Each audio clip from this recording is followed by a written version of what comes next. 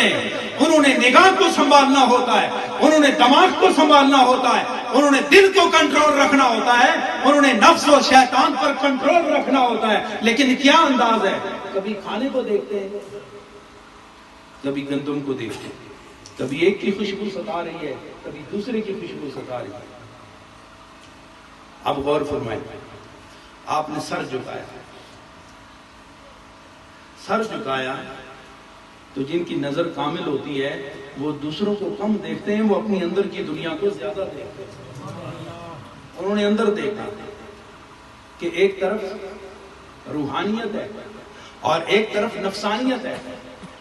ایک طرف نفس بول رہا ہے, ایک طرف دل بول رہا ہے, ایک طرف روحانیت اور روحانیت کا معیار ہے اور دوسری طرف نفس اور نفسانیت کا معیار ہے.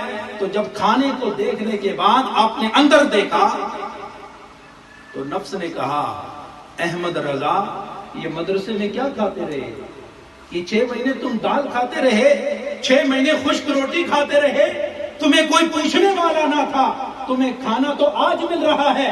اس کی خوشبو کو دیکھو اور اس کی تازگی کو دیکھو, یہ گندم اور گندم کی خوشبو کو دیکھو. کھانا تو تمہیں 6 مہینے کے بعد آج مل رہا ہے. آج اتنا کھانا کھاؤ, اتنا کھانا کھاؤ کہ تم اندر باہر سے خوش ہو جاؤ. آپ نے سر واپس اٹھایا. توجہ ہے نا, ہم بھی تو کھانا کھاتے ہیں.